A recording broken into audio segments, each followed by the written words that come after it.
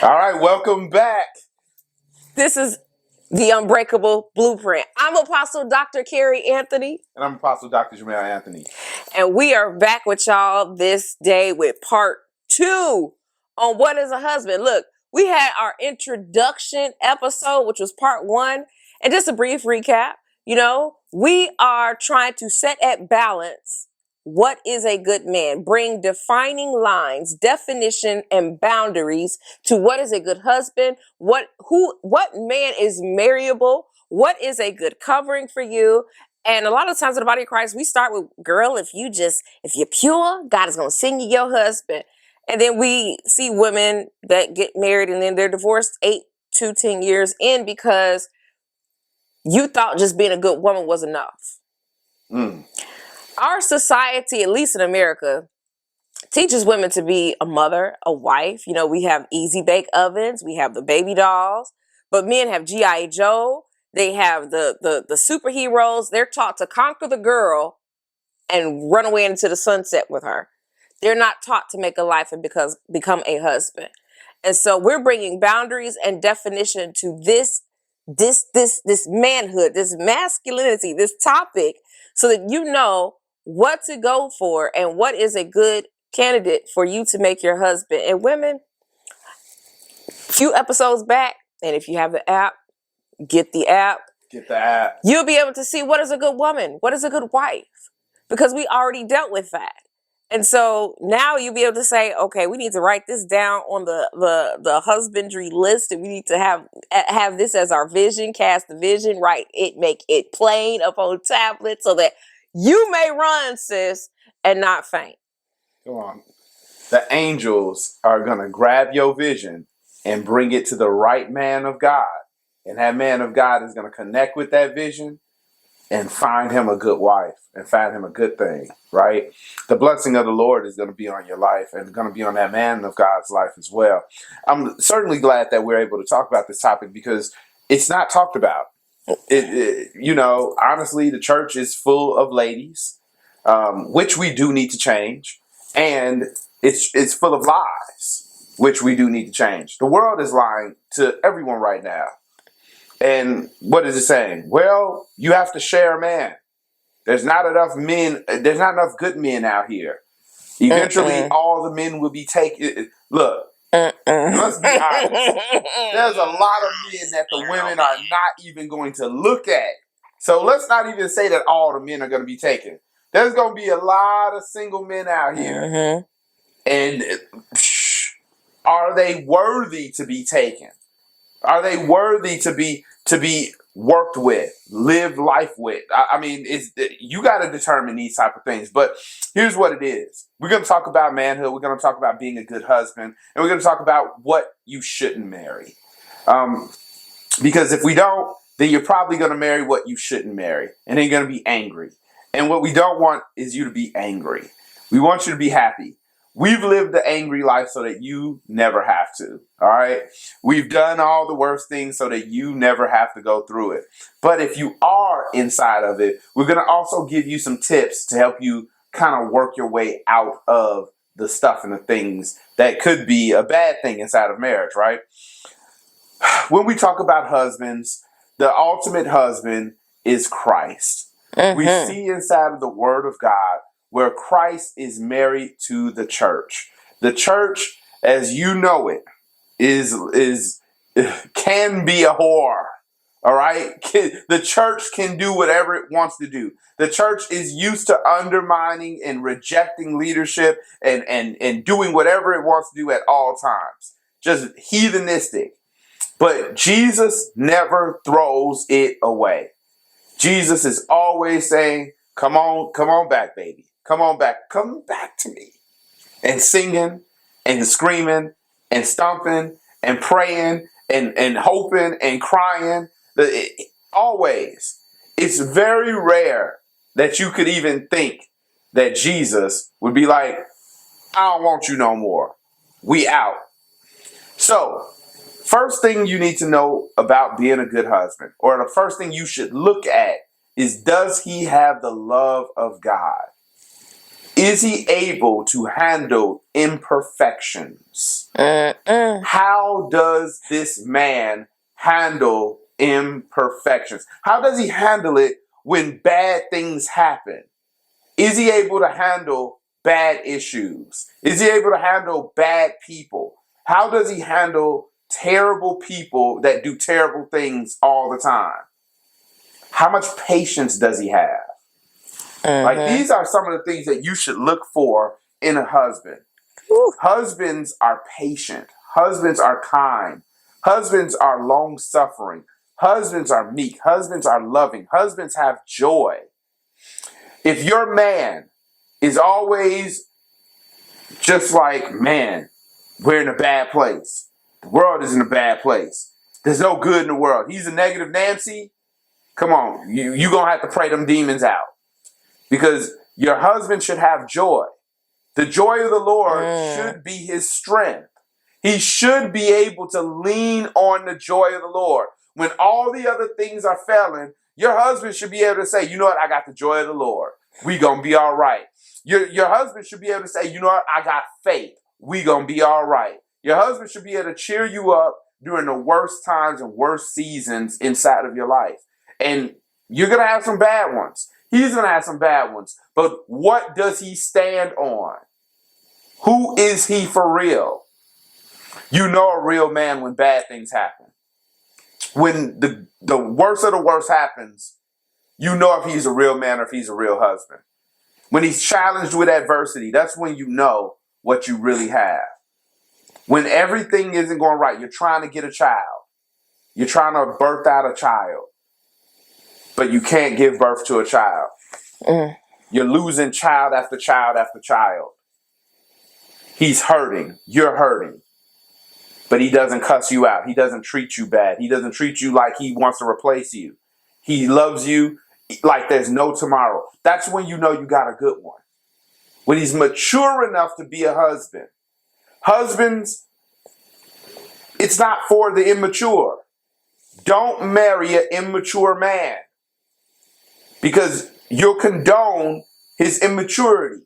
And he'll probably stay immature in a lot of ways. You must marry a matured man. Marry a man that has wisdom. Marry a man you're able to look at and say, you know, he's smart. He's smart. Now, he'll get it done. Or he's going to figure it out. Or he'll find the resources.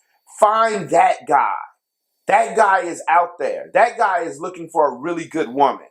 That guy is looking for a woman that's ready to serve and won't undermine him. That guy he's waiting and watching, begging the Lord, praying to the Lord daily for him to have someone that is beautiful and amazing at his side.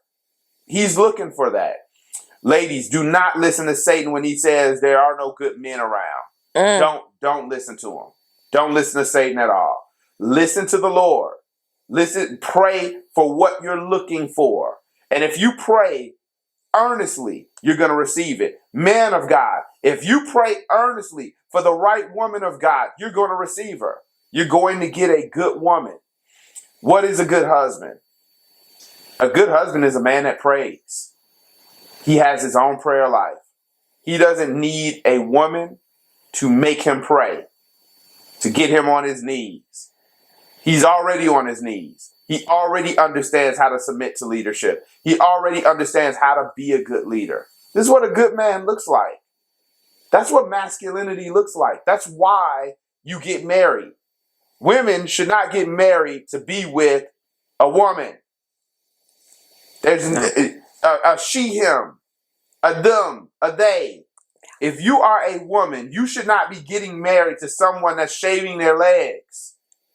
Someone that can't put the pants on. Like he just won't get up and go to work and put on his pants. Don't marry him if he's always out of a job. He's not a good one to marry. 1 Timothy 5:8 says, anyone who does not provide for his relatives, especially those in his own household, has denied the faith and is worse than an unbeliever or an infidel. Look, if he does not have the will to work, That is not a good man, Savannah. Come on, Jane. No. A good man is willing to work. A good man may not have the $1 million you're looking for because, you know, we want Everybody gold want $1 million digging. man. However, the will to work, the will to thrive, the will to provide is what God is looking for. And that is what you should look for. If he does not want to keep a job, and here's how you know.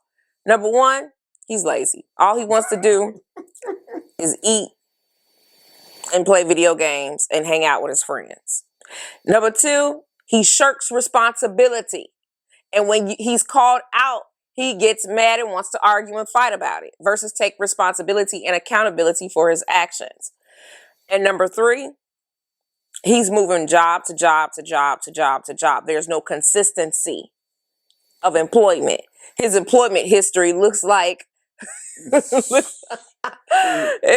looks like a rap sheet. Telephone book. Right. We're not doing that. If he has that going on, and I'm not talking about seeking better and higher positions. That's one thing. I'm talking about he just quit and then he go do something else. He just quit and do something else. Girl, no, that man is unstable. That is not a husband. And you can't make him become stable. Let me say that again, because someone would try to dominate a man into a position and try to create stability. And if you don't, you try to control him this way. If you can't control him by domination, then you try to control him through sexual tactics. If you can't control him through sexual tactics, then you try to control him. Well, I'm just going to do it then. Then you just all out of position. Because the Bible is speaking to the men. So if he is not a provider, girl, especially if you're dating, run. You should be getting so small away from his eye socket so quick. He should be doing this within the first 5 minutes of you realizing that his job looks like a phone book. Truly. Truly. If he's talking about, all right, your first date, maybe you might feel safer paying for your own food and him paying for his. All right, whatever makes you feel safe, right? But if by the third date, he's not saying, I got this. Now, or if he hasn't said anything in your conversations up to the third date saying, you know, I can take care of it, right? I actually want to take care of the meal. It's only a meal. Like, think about it like this. He has to take care of you forever. Think about that. If he has a problem with a meal, how is he going to deal with 20 years of them? 40 years, 50 years, 60 years of meals. Morning, noon, and night meals. How? Think about that. If he has a problem investing in a meal, I mean, he's probably really not anywhere near your level. He's not ready to be dated. And he might think he wants to be dated, but in today's society, the truth of the matter is this. If he's stupid enough not to be able to identify a good woman, then that's his fault. If he can't, and this is a man thing. Maybe I should talk about this. Let's do it. Let's talk about this. Your father probably didn't tell you, but I'm going to teach you how to hunt. All right, let's do this because it's tough out here. It's hard out here for a pimp when he's trying to get the money for the rent. Listen, your father should have taught you and told you how to hunt. Like there's specific types of women that you need to be hunting for. As a man of God, you shouldn't be hunting for anything less than a woman of God. Plain and simple. So right off the top, she needs to believe the right stuff. She needs to believe that Jesus Christ is Lord. She needs to believe in having the character of God build her life. She needs to believe in principles. So before you even take her out, you should have some conversations about what it is she is. Because why would you spend money on something that's stupid? It's stupid to go out and get that little bludgeon drunkard that be beating on other men. If she beat on them, she gonna beat on you too. Come on, son. I'm gonna teach you how to hunt. You need to hunt for a woman that is not only self-sufficient, but understands when to be a damsel in distress. She knows what to say and when to say it. Don't date the woman that don't know what to say. No, because she's sitting there looking funny. But she's going to know what to say when she needs to eat. She's going to know what to say when she needs to spend your money, ain't she? So if she don't know what to say emotionally, she's a broken woman. Don't date the broken. You're not here to fix broken women. You are not Captain Save a mother. You're not Captain Save a lady. That's not what you do. You don't save them. Men, stop saving them. If they're in a hole, it's because of their own making. It's not your job to fix the hole, because if you get married, if you decide to date someone and keep fixing their hole, when you get married, you're going to have to fix their hole. They're going to keep making holes for you to fix. Lord.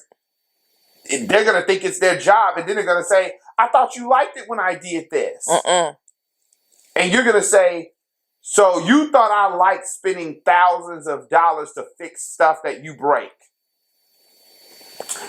You date a woman that is ready to build something with you. Not every woman that says that they want a husband is ready to build. You date a woman that's ready to learn something. If she's not ready to learn something, then she probably shouldn't be with you, because she's going to have to learn how you move, and you're going to have to learn how she moves. Come on, man of God. Think about it. If you get with a woman that knows everything, then you're going to probably know not enough. You're not going to know enough. You're going to be the dumb one in the group. And she's not going to respect you, because she already doesn't respect you. Think about it. You know what to hunt within 5 minutes of conversation. You can have 5 minutes of conversation to determine if you want to take her out or not. I mean, right off the top, please, get someone you really like, that you are attracted to. You don't have to suffer. All right, man of God, woman of God, I'm saying this to you too. Woman of God, do not suffer. Because he got a good bank account, he drove up in the Jag, or he drove up in the Mercedes, but he's super ugly. Please don't take that man off the market. Because he's ugly to you, he might be really cute to someone else. Let him pass. Do not date him for money. You can build money if you're worthy. If you are an imitation, you won't be able to build anything. Bet on you and let that money pass. And you'd rather get someone you're attracted to than someone you're not, because you're going to end up disrespecting them. You're going to end up misusing them and abusing them. You're going to end up doing it because you don't like them. You like what they're able to provide. You don't like who they are. Lord. So understanding what you like, understanding your type, your body type, your mental type. Do you want a boss chick? Do you want a subservient girl, do you want a homemaker? Do you want a woman that's able to make sure your children are well? Do you want a woman you can trust? Do you want an honest woman? Do you want a woman that's hard with the lips but soft with the heart? What are you really looking for? You need to determine certain things and know how to hunt it. Hunt that type of woman. Do not go after stuff that's outside of what you want, because you're going to abandon her. You're going to hate her. You're not going to work with her properly, no matter what you think. If you don't want to deal with a hard woman, don't get with hard women. Stop it. Break the cycle. Well, my father had a hard woman. That's his plight. Don't make his problems your problems. Don't follow the same stuff over and over and over if it didn't work. Well, they stayed together for 20 years, but he wasn't happy. You want to be the same way? Talk about I'm not happy in my marriage? No. Marriage is designed to make you holy, but my goodness, it ain't designed to break you and make you sad forever. My God, it's designed to get a smile on your face sometime. Maybe most of the time if you're doing right. If you're doing right, you'll be happy in your marriage. It won't be a thing of, well, I got married and I'm supposed to do this. It won't be a thing of, well, I got married, so I'm going to do this. No, it's I got married. It is my pleasure to do this. Mm-hmm. I get to do this. So marry the right one, man of God. This is what masculine men do. Weaker men be like, well, her face ain't really all that, but you know, we'll figure it out. Okay, when your boys come and they clown you, are you gonna be all right then? Are you gonna suffer with the shame? Are you good? Come on, man of God. Do the right thing. Next statement. A man of commitment. If you realize that he is outside, he's talking to you, he's talking to this one, he's talking to this one, he's not a man of commitment. He's not ready to be committed to. A lot of times, women, we ignore the trait of men that don't have commitment. And we'll think, oh, I could win him. Or it's a competition, I got this. Or for the woman that likes the backslidden state in the body of Christ, I could have sex with him and make him mine. Oh, the witchcraft. It's witchcraft. That is witchcraft. I mean, manipulation and control. I'm sorry. It's witchcraft. Doing that is witchcraft. But all of it is totally witchcraft because you can't control another person's will and you can't manipulate a man to do something that he is not ready to do. What do? You go in the opposite direction.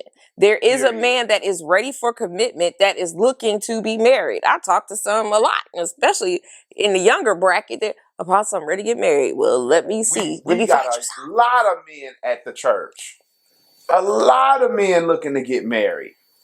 It's so many men that want to get married. It's a shame. And they always tell me, but the pickings is trash. And I'll be like, dang. I hear that same thing from the women too. We not here to pick on one or the other. The genders are the genders. But why is everyone so trash? Because we don't know what we're looking for.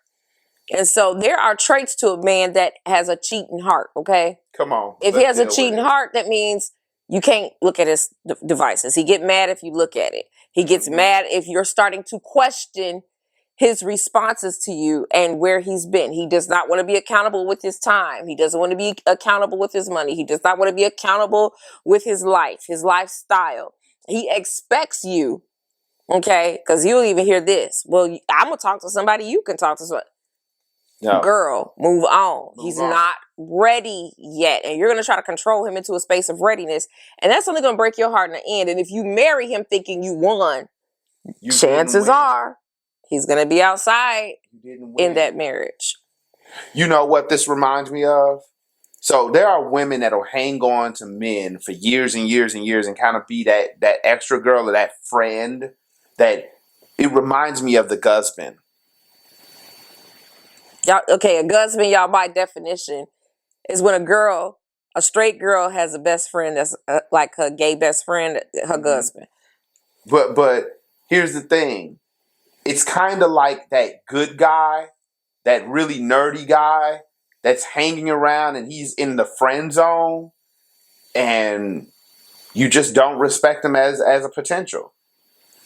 And that nerdy guy is going to do everything in his power to be nice and winsome. And the truth is they're wasting their time. Because if you're not ready when they're ready, God has someone that'll be ready when you're ready. That's the thing about life that we all know to be true. When you're ready, God has someone that'll be ready when you're ready. Mm-hmm. If they are not ready, then don't wait on them. I know that was tough. If they're in jail, literally prison, why are you waiting on them? God didn't call you to a pen pal. Girl. No. God didn't call you to a conjugal visit. No. God didn't call you to get married on the jail cell grounds. Somebody said, I love him. If he loved you, he wouldn't be in jail. Let's just keep it real. He'd figure out how to be a good person in society. Unless he was straight up framed or something. But, I mean, for real, that's all the way past the point The point is, woman of God, get with a man of God that's available, that's ready. Man of God, be a man of God that's available and ready. Don't be a man of God that's talking about well, I go to jail every 6 months. That's not it. Well, I got 4 baby mamas. That's not it, bro. That's not a winning season for any person. You're not winning with 4 baby mamas. You're not winning with 5 people you got to pay child support to. You're not winning. And you're not being a good man or a good husband or a good father. 4 different women? You can't be a father to 4 different children in 4 different households. And let me keep it real with you. If you happen to have a girlfriend and you got 4 people before her, this girlfriend is going to be looking like, what are you doing when you go over to these women's houses that you done already been smashing? How you feel about them, really? Do you smash every once in a while just because you could, because y'all around each other? Because all women know that if you're around a man long enough, you might get a chance. Lord. All men know that if you're around them enough, you might get a chance. So all this insecurity, this is the issue with men. Women want men because they bring security. Not just financial security, but emotional security. If you've not been taught this, you're getting taught now. You are a man and your job is to bring emotional security. That's the reason why you're not emotional. Because you bring emotional security. Women don't want to be with another woman where she's throwing plates around and being emotional. No. Women want a man that is emotionally stable. They understand what's going on and they're able to bring strength to their emotion, to their emotional state. And so if you have 4 different women, you can't bring security to the 5th one. If you've been divorced 5 and 6 times, the 7th one doesn't feel secure with you. Don't believe that you done lied to them enough where they feel secure. No. And they more than likely are thinking, if I'm the 7th one, this one probably ain't never changing. Think about it. This is the reason why you don't put yourself in those type of positions. Don't be the type of guy that has had 7 wives, 6 wives, 4 wives, 3 wives. Don't be that guy. Don't be the guy that can't be single of heart, that can't put all of his all into this woman. That's why you get married, because you thought she was worthy to have your entire heart. You thought she was worthy to build something with. And let me say this. As a man of God, you know you can't build anything with separation in mind, with separation of heart. If you are already separated in your heart, you're not building anything with this woman of God. If you're already out there cheating, you're not building anything with this woman of God. If you're already out there considering cheating, you're out there doing pornography, you're out there making porn, you're out there being a prostitute, guess what? You can't build anything. You're not ready to build anything. You're not secure enough. And God is love. Love is covenant. That's what love is. Love isn't passion. That's just a byproduct of love. Love isn't connection. That's a byproduct of love. Love isn't a feeling. That's a byproduct of love. Love is a commitment. That's the reason why God is love, because God is committed. He's so committed that he gave his only begotten son for a sacrifice so that whosoever believes in him will not perish, but have everlasting life. He's so committed that he gave the complete answer and the way for you to be with him forever. All you got to do is believe, and now you with him forever. That's commitment. Didn't ask you for $1 million or $5 million or $10 million. Didn't ask you to give your life savings. Didn't ask you to do any of that. See, when a man really loves his girl, he don't ask a lot from her. You'll know when he really loves you and when he really has love because he's not asking. When a woman loves her man, she's not asking to take over the world. She just wants him. She loves him for who he is, his leadership, what he brings to the table, why he is there. Like, she loves that part. And she makes sure that she's inside of his world. She's not outside of his world dictating the world. She's not outside of the world believing that what she's doing is bigger and better than his world. She's in the world. Son, hunt for a woman that wants to be in your world. Don't hunt for a woman that believes that her world is better than yours. That's not the one. It's fine for her to do it by herself, but if she wants to do it by herself and have you on the side, you will never have a wife. You'll have a business partner. Lord. Come on, man of God. You deserve more than a business partner. You can go and get a business partner anywhere. You can go and get a business partner at any time. You can lay down the projections. You can talk about the key metrics. You can talk about marketing. But is that really what you want? Do you really want to go to sleep with your business partner? I mean, just really think about it. Think about it. Like, that's the reason why having a work wife doesn't work. Because you really don't want the work wife. She's probably married to someone else. You don't want the business partner. You don't want to wake up and be married to someone who's always on duty. You want to be married to someone that's committed to you, not someone that's doing the duty of you. The blood of Jesus. That hit me like a ton of bricks. Like, God downloaded that just for you. Many of you all have really great women that are bound by duty. Nobody wants to have sex with someone that's doing dishes or doing you like dishes. Slamming you into the doggone dishwasher and turning it on and walking away, set it and forget it. Have sex with you today, leave you alone for 2 months. Nobody wants that. Nobody wants the inconsistent. So, man of God, don't you think you should be consistent? Don't you think your love should look like God's love? Don't you think your love should look like the Father's love, where you're consistent? Even if that other person isn't consistent, don't you think you should be consistent? It's funny that the man believes that his job is to give money. I've heard many men say, all she want me for is an ATM. That's because all you were good for was being an ATM. You made that. You chose that.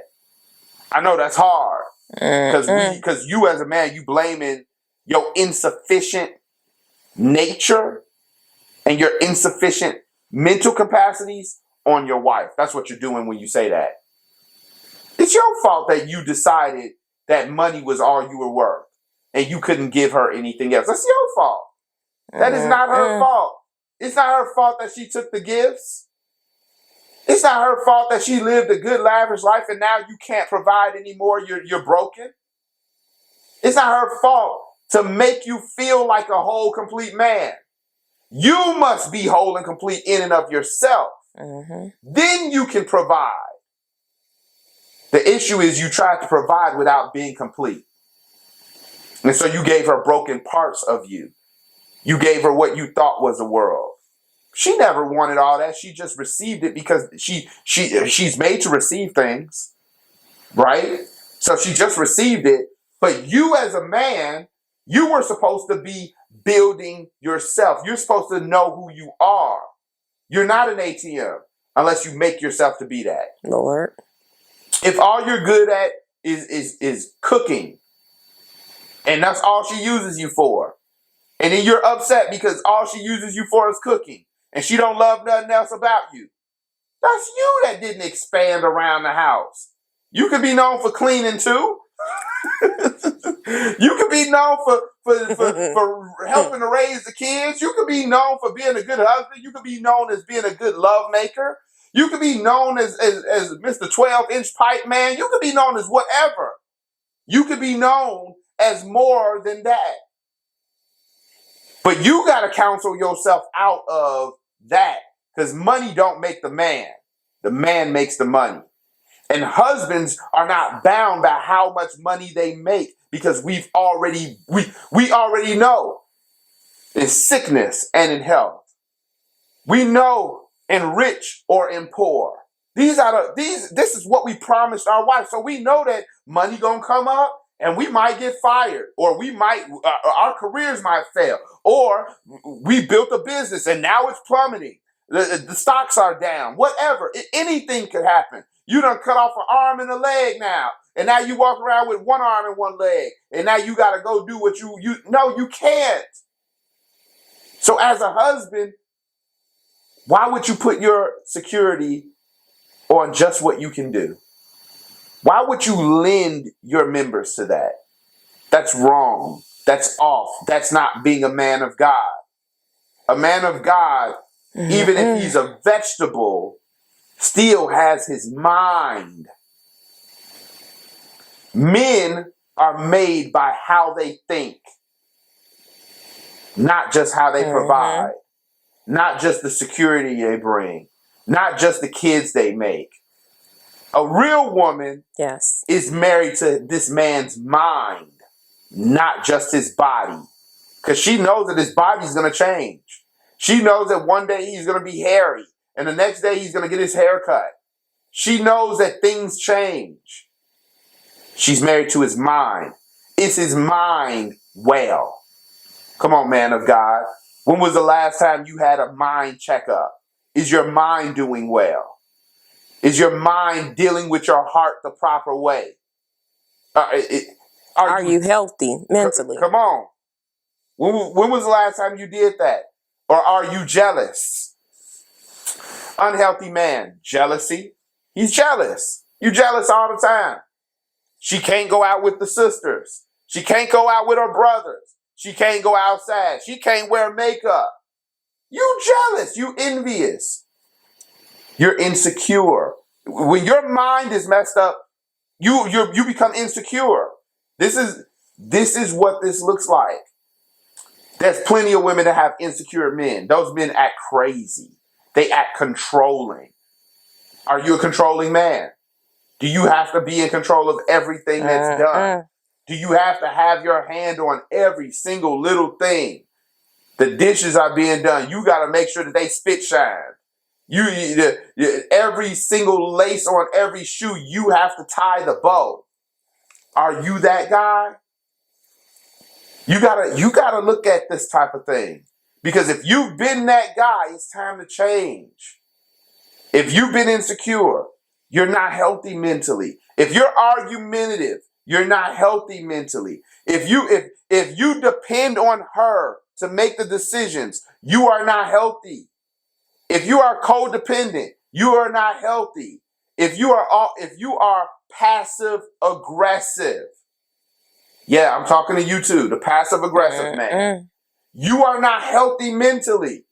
And if you are passive aggressive, you probably need to wait on marriage. Because passive aggressive people are called petty people. You can't be petty and married at the same time. If you're petty, more than likely you're not married. More than likely you've already separated your heart from your wife. You've already separated yourself. Because that's what petty people do. She might not have made the hamburger the way you want to make it. Now you gonna go ahead and make her fish not the way she would like it. You gonna make her eggs scrambled and she likes them sunny side. You gonna do something nasty to her to hurt her. You're petty. She talked down to you one day. Now you about to talk down to her and the kids the next day. You petty. She took some money and needed to get some gas for the car. Now you empty out all the bank accounts. You go to the flow with it. You petty. She has an argument about hanging out with her mom. Now you go and you hang out with your mom for like 2 weeks because you're petty. You just leave your family. She went outside to go to the mall. Now you be like, well, if she can leave, then I can leave too. If petty, you gotta have a good mentality as a man. with a bad mentality, you're not going to stay married long. And if you've noticed that you have a bad mentality, you got to go get counseling. You got to do it immediately. You can't wait for her to tell you you need counseling. You can't wait for your friends to tell you need counseling. If you are listening to me right now and you notice that you're inside of this preach word, you like, man, I am a little jealous from time to time. I do be trying to compare me to my wife. My wife make $10, I got to make $20. My wife make $100, I better make $200. Stop. Stop comparing yourself. You can't compare. That's not your job. Your job is leadership. Mm-hmm. You got to have the right mentality. You got to listen to things as they are, not just how they feel to you. You got to be able to share your feelings and your thoughts and then be okay with where it lands. You got to be all right with not fixing every little problem. Woo, that's a big one. That's a big one.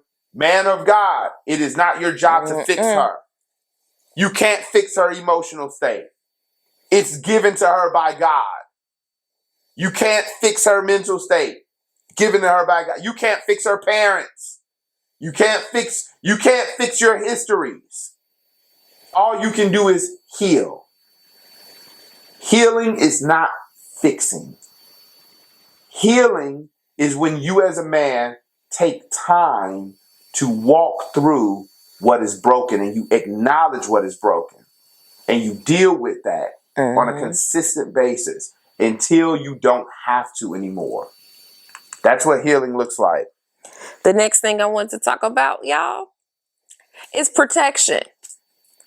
A real man is going to be protective over his wife and children. Why?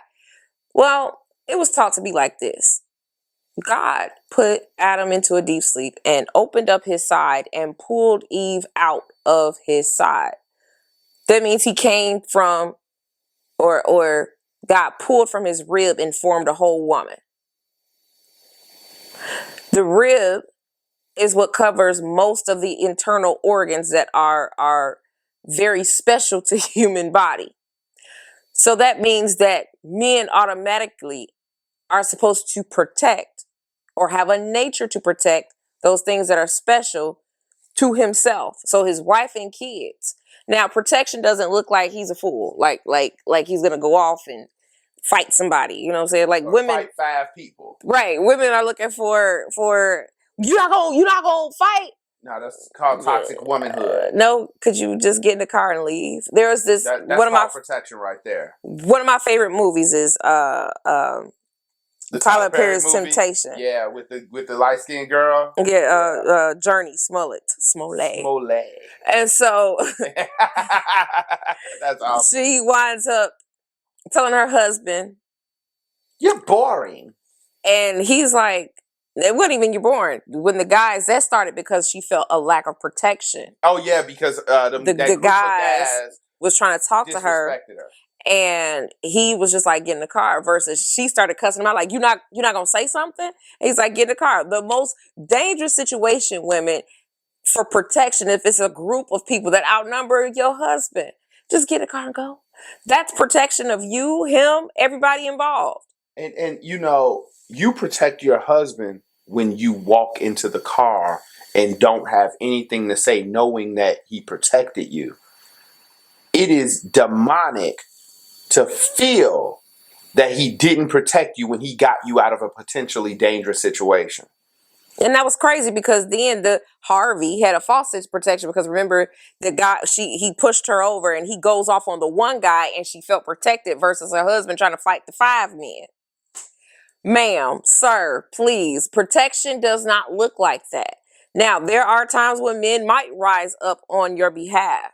But understand this, do not expect a physical altercation. Do not expect your husband to enter into illegal activity, pull out a gun, and pop somebody based upon you not feeling protected. And feelings of protection are subjective. So it's not necessarily everything warrants or requires a reaction. Come on. The next one is... Wait, let's sit there real quick. Even with that movie, where was her father? Where was Miss Smollett's father? He wasn't there. He wasn't there. We had a praying mama, though, a dominating mama. But we didn't have any male sense. So her sense of what protection should have been was based on what she got in the instance. A lot of times you'll get what you get in the instance, and Satan will come and tempt you with the apple. He'll come and tempt you with the wrong feelings. Come on, ladies. I know this is tough because everyone feels like their feelings are the right feelings in the right time. Mm-hmm. But sometimes you have the wrong feeling about the situation, and maybe your man is trying to tell you, you probably are feeling the wrong way about this. Man, oh man. But deliverance only comes to those that want truth. Deliverance never comes to those or is able to be entrusted with those that love defiance, that love insubordination, that love hatred. If you're one of those type of people, then he could tell you the right thing all day and all night, and you're going to hate him. And so I sat with that just as you were speaking. I said, wow, where there's no father, there was no one to teach what real security is, what being smart is. She wanted the bad boy because she thought that the bad boy could protect her. But it was ineffective protection. Why? Because there was 5 men trying to attack her, but there was only the one guy. You know what I'm saying? Whereas he took advantage of a man that didn't even know that he was about to get taken advantage of, which is a disrespectful man. And here's the other thing. He got super emotional about this man, right? Doing all of that. Which was feminine. It was a feminine move. But because she didn't know the difference between a man and a woman, she only knew what she had seen. So when she got out there to see the world, she saw the bad boy and thought, well, he's vocal. But because he's vocal doesn't mean he's masculine. And here's the problem. That same false protection is what got her the HIV at the end of the movie. Boom. And look, he was trying to get his girl back, but she didn't want him. And then when she came back with a disease, he didn't want her. She wanted what was out in the world, and she got it. There was a package waiting for her, and she got that package, and now she'll never get rid of that package ever again in life because she wanted to be protected by someone that doesn't give protection, by someone that talks loud. And certainly, he had more money. Yeah. But that don't mean that he was the right one. Sometimes you need what God gave you. Mm-hmm. And if what God gave you looks boring, maybe you're feeling the wrong feeling. That's a big statement, but you better take it in. If what God gave you feels boring, you're feeling the wrong feeling. You need to manage your own feelings and change your feelings. If you're thinking negatively about what God gave you, you need to change that. That's not their problem. That's a you problem. That's a renew your mind problem. Come on. And there's this other movie, Kirk Cameron. I can't think of the name of Fireproof. He said, you're not supposed to be led by your heart. You lead your heart. Come on. And so you always lead your heart back into your home. And that's for men and for women. Lead your heart back into your home, back into your spouse, back into your marriage, back into your covenant, back into your commitment. Fam, this might even go into a part 3 because we right here at it, man. Yeah, and we're just getting into it. We're just touching the surface. My God. Listen, if you enjoyed today, I want you to do us a favor. Tune back in again. Keep tuning in. Every time when we're on, I want you to be on with us, all right? Find us. You can find us even on social medias. You can find us everywhere. Right now, you're watching us on TV, but you can find us everywhere. So if you want more, if you want to binge watch us, we have people that find us on Facebook and they binge watch all of our old shows and they binge watch some of our new stuff that's on YouTube. Listen, you are invited to do so. We want you to be a part of our family, and we want you to be a part of our family so bad that we can taste it. So listen, I want you, as you become a part of our family, Make sure that you comment on our stuff. Make sure that you send notification. Make sure you inbox us. Be a part of our family. As well as you being a part of our family, we want to invite you. Now, you can come from any part of the world, but this is the biggest event that we do every year. Every year we do this event, and it's a huge one. We want to invite you to our next conference, May 1st, all the way through the 4th, all right? May 1st, all the way through the 4th, we're having a conference. It'll be in Oak Brook at the Doubletree. You want to make it there. If you need more information, feel free to inbox us on Facebook. You can find our Facebook page, Dr. Jamel and Carrie. Inbox us. Say, hey, I want more information. And we'll definitely give it to you. We'll give you the flyer. You can find the flyer even on Facebook. You can find our personal pages. You can do all of that. And guess what? You'll get all the information you need. Hop a flight. Get on a train. Get on a bus. Do whatever it takes to get to this assignment. Because as it is in heaven, it's going to happen here on earth. And that's that's the whole thing that we're bringing inside of this whole conference. Heaven. If you need heaven to invade your reality, then you gotta make it to this conference, all right? Make it no matter what. Make it, all right? That's all I can't tell you enough to make it. You don't want to miss the assignment. You don't want to miss the time of anointing. You don't want to miss the time when God can touch your life in an amazing way. And that is May 1st through the 4th, 2025. So we kick it off May 1st. Thursday, May 1st at 6 p.m. Central Standard Time. Friday, May 2nd, 6 p.m. Central Standard Time. We have our annual sneaker ball, which is amazing and has not missed not 1 year of amazingness, which is our formal with sneakers on. And Sunday, May 4th, 2025 at noon. The church services are free to the public, but you have to register for the sneaker ball. Yep. So if you want more information, please, not only you can reach out to us via Facebook and the Dr. Jamel and Carrie page or the Kingdom at Hand International Ministries page, but you can also reach out to us by emailing us at admin, ADMIN, at mykhim.com.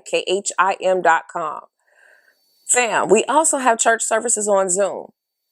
You can as well reach out to us at admin, ADMIN, at mykhim.com. You can email us for the service times, the flyer. You can come in and enjoy service with us noon Central Standard Time on Zoom with us. The name of our church is Kingdom at Hand International Ministries. Fam, look, if you enjoyed this episode, there's more because we're going to have to go into part 3. I'm Apostle Dr. Carrie Anthony. And I'm Apostle Jamel Anthony.